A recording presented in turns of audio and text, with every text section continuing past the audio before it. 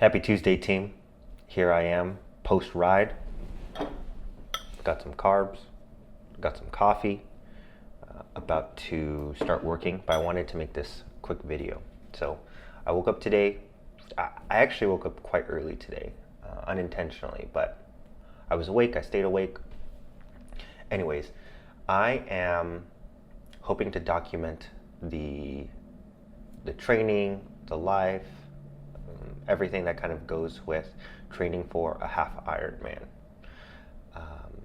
The reason I'm doing this is because out of all of the things I want to do in my life from my hopefully 80-ish years, this is one of the things that I want to do. And I think now is a good time. I don't have a ton of other obligations. But something that came to my mind, a couple of years ago I was traveling and someone had asked me, why do I still run, bike, train, wake up early when I don't have to? Really got me thinking.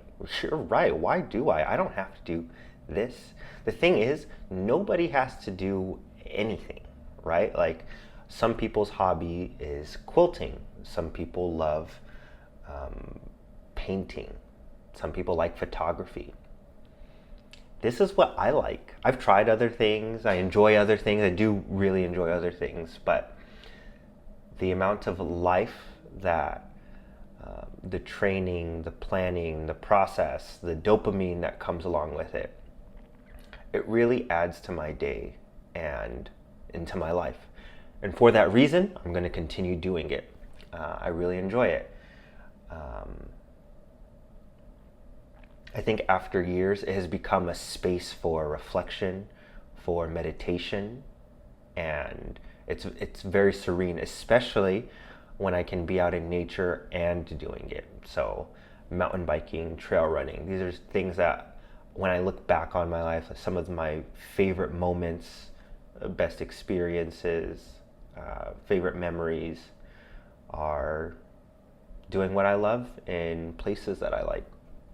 So circling back to the idea of in my 80 years of life, I read a book called Die with Zero, and it did impact how I think about different things. One really big concept is time bucketing. I think this is the time of my life where I want to prioritize doing this. I think in a couple of time buckets, 5, closer to 10-ish years, I'll have different priorities. I may want to strengthen my income or raise children. Those are all things that I think I want to do. I plan on wanting to do. So I think right now is the time bucket for this. Also, I live in Nashville. I live in a city where there are a lot of other people, a lot of community surrounding me doing this as well. So it's very easy for me to have community around it that really make the miles go by quickly with a lot of smiles. And when I'm not up for the company, I can go into the trails and throw my headphones in and listen to a podcast or an album and be by myself. Okay, so what's the race? What's my goal? I'm going to do Ironman Augusta. I signed up for it $600 later. I haven't done a triathlon before, but people are telling me that if a sub 5-hour half Ironman is a good time. So we will see. That's kind of my goal. I'm going to try and go a little bit faster. I think just comparing my fitness with the last ramp that I had training for Patagonia, I think that I can increase my fitness even a little bit more with a little bit longer block of training. Currently, the fitness isn't terrible. Fatigue is a little high. I'm about 3 weeks into my first block of training. A lot of it has just been zone 2, and I still have about a little over 3 full months of training. I think if I can get my CTL up to around 100 and hover around there for a couple of months, I should have fitness to do like a 120 half or a sub 3-hour marathon, and that should translate to a sub 5-hour half Ironman. My main limiter that I've discovered is swimming. Also, not really discovered. I kind of knew that was going to be a limiter, so I'm working on getting some swim coaching, someone to look at my form. I did take a semester of swim class in college, so I'm not like a beginner. I know how to like breathe and swim at the same time, which is huge.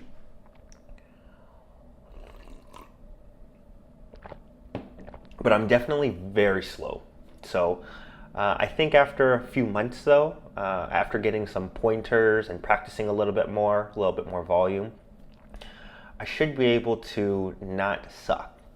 So those are my plans. That's the event that I'm targeting, kind of why I'm doing it. The time in my life makes sense and what I want to work on. See you on the next one. Hey team, it's much later in the day now. Now it's the evening. I just got back from getting some boba. But there was two more things I wanted to touch on. One, what I do for work, because I work and I can't just train all day. I wouldn't even want to train all day if I had all the time. So I am a salesperson. I'm a salesperson for a company called Rippling.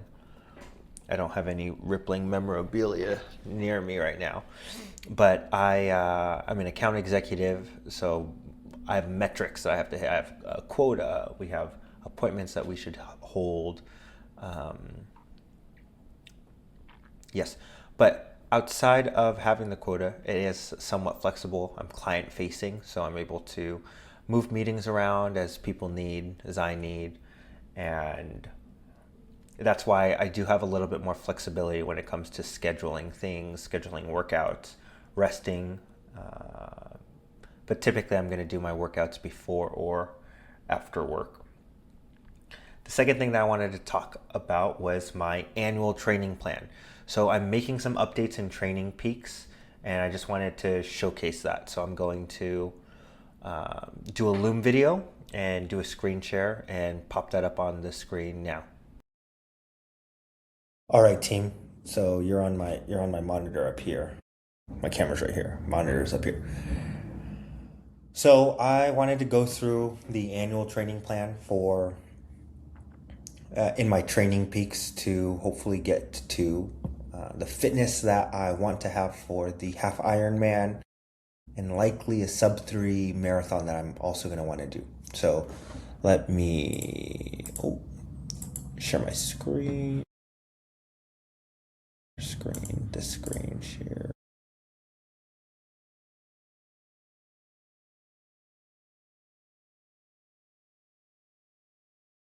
Okay, so this is my annual training plan. So it lists out all of the weeks for essentially the year of training.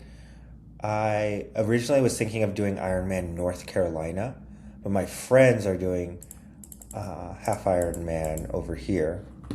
So I'm going to title it Half Ironman Augusta. It is the 27th.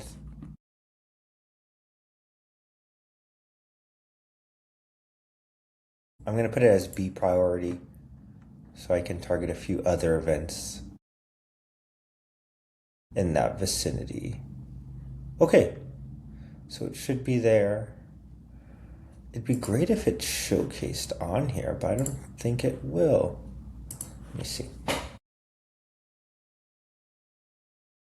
Yeah, it's not on here, but we'll double check. It should be on the calendar. So let me come over to the calendar. So I am right here. So I've been doing zone 2 training I'm going to count this week. This week was an anomaly. It was a couple of really long century days. I was bike packing with my friend Addison. So that's why this one has so much volume. But you'll see here, this was a good week. This was easing into it. My mom was in town. I'll probably get some good volume on the weekend here. I did my first zone 3 tempo today, 20 minutes. It felt like I hadn't done something like that in a long time. So I need to do more of it, which is going to be coming in these next couple of blocks. So this one, primarily zone 2, get all of the joints, ligaments, things used to training again, prehab, start incorporating some zone 3, zone 4. This is going to be a lot of zone 4 sweet spot, 1, 2, essentially 2.5 blocks of a lot of volume, sweet spot, threshold work. And then I'll probably do maybe a 10-day taper going into September 27th and see how I feel then. In an ideal world, I'm going to get up to about 100 CTL. Where am I right now? For June. Right now I'm at 66. So we're going to see. I probably won't do this today. I'm probably going to do this tomorrow. Let me move it over. But essentially, it's important to have some of the TSS markers so that you can project out these ATL, CTL, these form. Depending on this bike ride, I might add a little bit more TSS, 110 for a long run. But I am getting close to maxing out this volume. So the other way, there's 2 ways that you can increase training load. You can do it via volume or duration. The other way is through intensity. So all of this work has been at lowish intensity. Outside of this Wednesday speed workout that I've been doing, this is the only thing that's been threshold, super threshold work, but it's only been 2 or 3 weeks of it, like literally 1, 2 maybe. So 3. That was this week. So we're gonna increase this. I have a few days off next week, so I did include a few longer bike rides because I'm going to be in Chattanooga, and that will tie to my enjoyment of that place. It's a very natural place, lots of nature. So we're going to be in the 70s, and then a few more blocks similar to that. Here, I can forecast it. I'll just throw in kind of like crazier numbers. So the total TSS for this week, let's say it's 770. I could imagine ramping up towards 770. I'm just going to forecast it by changing 1 day a week of it.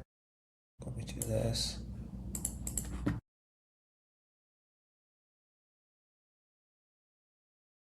So you'll see, let's say we have 770 on this one. Let's make this one 700, so we need to add another 160. Let's make this 300.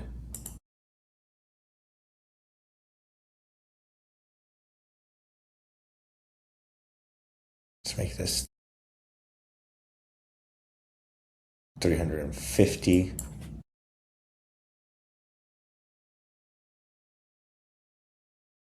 $760.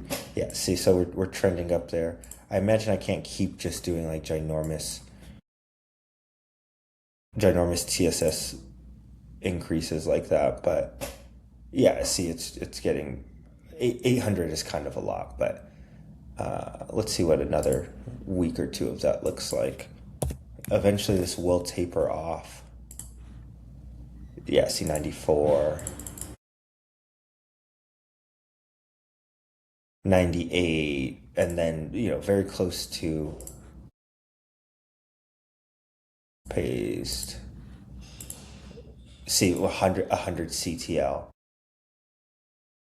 And that'll obviously be dispersed with maybe this one being more threshold, more tempo. I'll add to these long runs, likely, let's say it's like 4 by 10 minutes at threshold, 5 by 10 minutes at threshold. This speed workout will probably continue staying the same, but there might be an addition of double days or something to get a little bit more TSS.